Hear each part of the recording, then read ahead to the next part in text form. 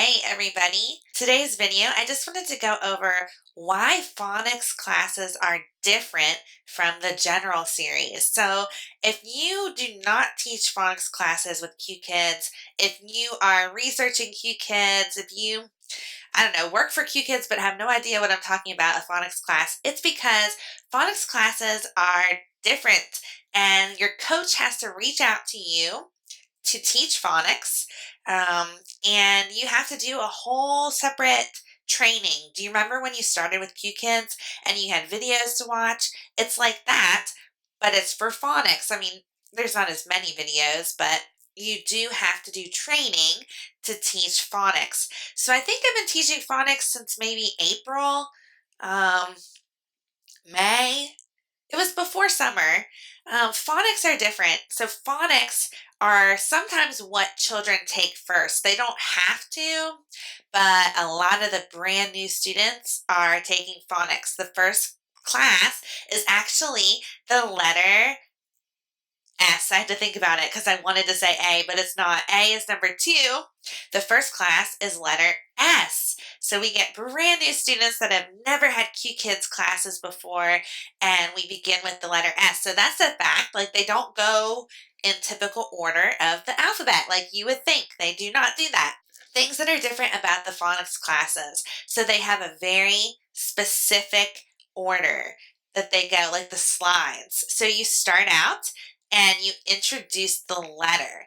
This is the big letter, big A or big S. This is the small letter, small C. You teach one letter per class. So all right, everyone, is it a big A or a small A? Shout it out. Small A.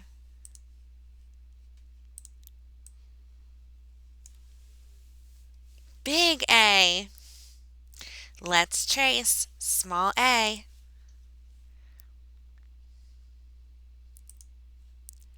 Choose a color, please. Just to not confuse anybody, let me talk about like the letter S. This is big S, and you repeat S, big S, I'm S, big S, I'm S, small S. You repeat that for 1 or 2 slides, and then there is some sort of game or activity where they have to either shout out if it's big or small, or click if it's big or small, or find the big and small letters. So they have to understand the big and small, what they look like, and be able to identify it. Next, you move on to what's the sound of the letter. Let's learn the sound of the letter A. I'm A. I'm A, small A. Apple.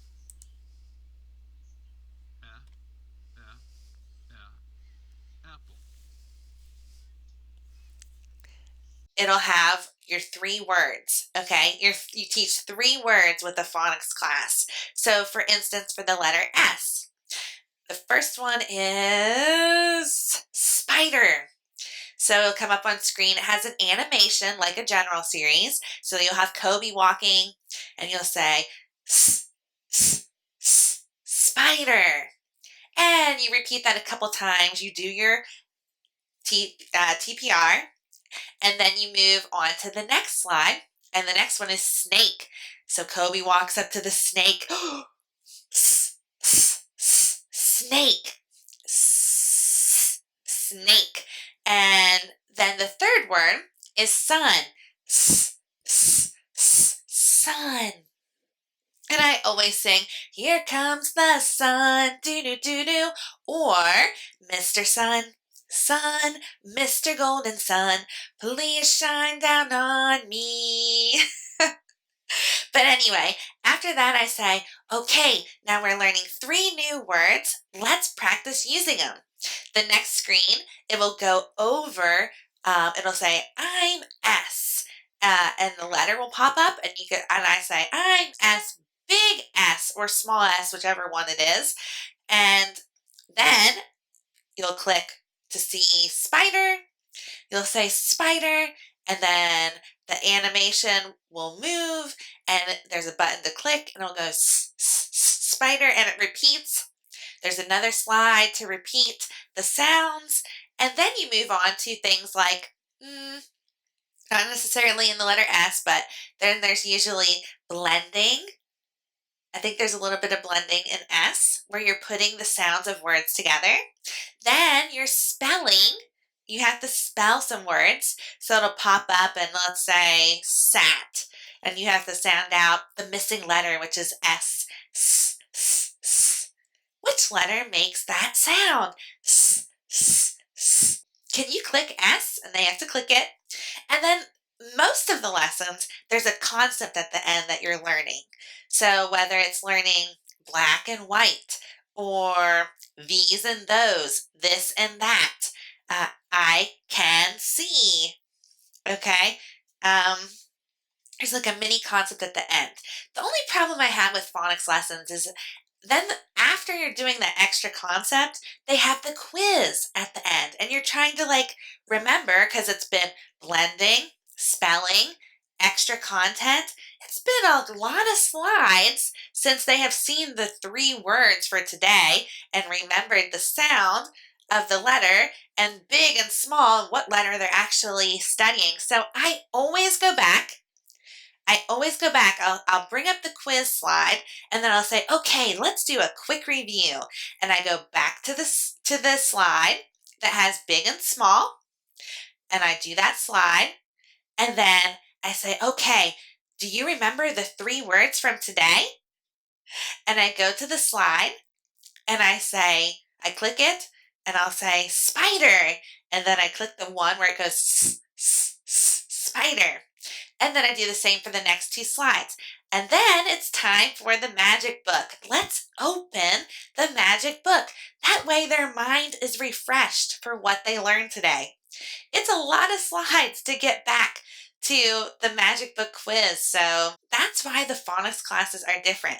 They really are very patterned.